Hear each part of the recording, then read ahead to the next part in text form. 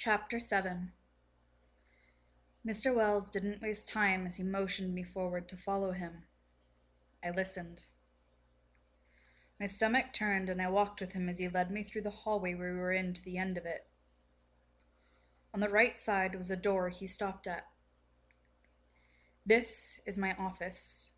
The only way to access it is with me." He pointed to the side of the door. There was a keypad with a small square screen. He typed into the keypad and then lowered his head. "It scans my eye. If any other eye is scanned that is not allowed in here, an alarm will sound," he said. "Guess I won't break in," I lightly joked. He looked at me rather annoyed. "But if you do, the punishment will not be swift." I heard a click, and Mr. Wells proceeded with another key and opened the door. Just how many rooms were in this mansion? And were all of them locked? He extended his hand into the door to let me go in first. He led me into the big office. The interior of the office replicated that of the hallways, including the pictures. These pictures were set in clusters. When I looked closer, each cluster featured a different woman in different poses. At the top of the cluster of photos was a name, and every cluster of photos had a long framed whip made from hair. I gulped as I continued to follow him into his office. He led me to the dark oak desk. He sat behind it, and he motioned me to sit in the chair in front of him. "I would like to discuss what is going to happen between you and me, and for how long it will be. When I buy a submissive from the auction you were at, I determine how much a day you will be worth, until the amount I bought you for has been met," he began. He was sifting through papers on his desk. "As a rule of thumb, I never go over $7,500. But you looked me straight in the eyes, with your pleading eyes, and I don't normally fall for them. But I did. And it cost me $15,000. You have to work that off." "So I do some housework and call it good?" I asked. He gave me the "are you serious" look. "No, I think I alluded to some of it last night," he started. "I place a daily value on you. That value generally sits at $50, maybe $75 a day. But because of your age, I've considered jumping it up to $150 a day. I don't normally do that, but you have a life ahead of you, and 3 months will put you in the start of college. The start of this will begin tomorrow. You'll be mine for 100 days. After that, you will sign a non-disclosure agreement. I will return you to your family, and you will never cross paths again with me." 100 days? That didn't seem so bad. Roughly, that would be 3 months. Just what could happen that was so bad in 3 months? "Are you fine with that?" he inquired. "Well, it could be worse," I answered. "You're absolutely right. It could. And if you make any wrong turn during these 100 days, I won't hesitate to extend the amount of days by nulling the days I was not pleased with," he said sternly. "Oh." "Through the 100 days, you are mine. You will do everything I say. This will not be a consensual agreement as I bought you. You will do whatever the hell I want. At the beginning of the week, I will give you a schedule. You will follow that schedule," he said.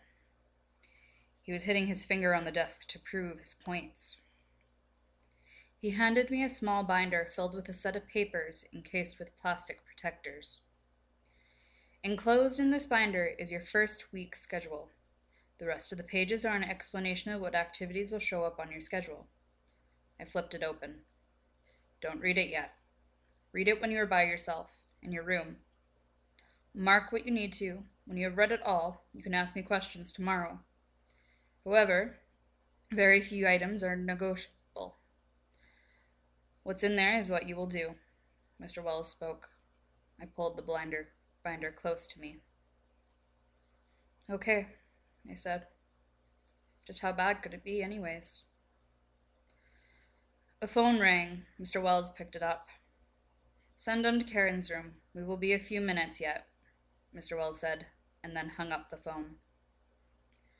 Mr. Wendell is here with your closet of clothes. You will be trying them on. After that, you will have supper brought to you. You will eat all of it. After supper, I will leave you to your own. Take a bath, relax. If you would like, you can even go use the pool for a swim. The thought of going for a swim was so pleasing to me. Are you going to take pictures of me like the ones in the hallways and in here? I asked meekly. The question was itching on my mind. I couldn't get them out of my head. It felt like each picture had something hidden behind them. The whips scared me.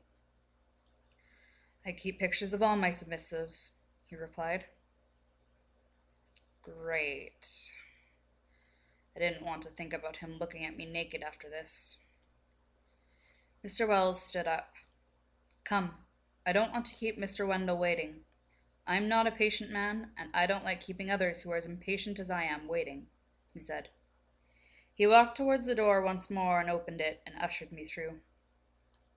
I followed behind him with a little black binder. Mr. Wendell was a fashion designer. Upon reaching my room, he greeted me with a French accent. There were boxes and boxes of clothes that Miles and Mr. Wells carried into my room, and towards the far end of it, in which there was a very large walk-in closet that was empty, I presumed. There were 2 rooms to the closet. Each door opened wide and closed with a mirror on each side of the door. The mirrors opened so you could see yourself from another 2 angles. Mr. Wells left me with Mr. Wendell, and he made me try on so many different clothes. I tried on long dresses, evening gowns, ball gowns, casual wear. Nothing was very revealing until I was told to start trying on the lingerie. I described many of it as uncomfortable, distasteful, WTF, and who the hell would wear this? Some of the articles of clothing were rather nice, whereas the other portion was very not so nice. There was comfortable underwear and plenty to choose from, and there were thongs. How does a woman enjoy a string reaching into their butt crack? To be told to wear that would have me taking small steps, trying not to think about how there is basically a string uncomfortably giving me a wedgie. After Mr. Wendell made me try on every single article of clothing there was in the boxes, and occasionally tossing some that didn't look good on me, we took our leave from the closet. Mr. Wells was waiting for me outside it. He had a check given to Mr. Wendell. Merci, he said, and just left. He wasn't overly talkative. Then again, I'm not sure how much English he actually spoke. I already had supper brought up for you. That took much longer than I expected. I'm going to be going out for the night. Miles will be here to take care of you. He will come up and retrieve this tray of food in an hour. He will take you around the house to show you where you are allowed and where you are not allowed without supervision. I nodded. I set the tray down by the table by your fireplace. This would be a good time to read over your schedule, he said. I nodded again. Use your words, he said crossly. Yes, sir. Thank you, sir. Watch your tone, Miss Karen, he started. I will see you tomorrow, he said, and left the room. I heard a click on the door after he shut it. He must have locked me in. I guess he didn't want me leaving yet. I walked over to the fireplace. I had set down the binder on the table prior to all the clothing fittings. There was a silver tray in front of me, with a silver-handled cover over the plate of food. I took the cover off and set it aside. There was a meal I didn't mind wanting for once. It was a medium-rare grilled steak, complemented with brown rice and a helping of steaming carrots and broccoli. After the amount of stuff that happened today, I was for once hungry. I dug my fork and knife into the steak and savored the perfectly cooked piece of meat. After sampling all the pieces of food, I took the binder and opened it up. The first page was that of my schedule, but it was only the first day. I flipped through the next several pages, and they included the rest of the week. I flipped to the beginning and began to read.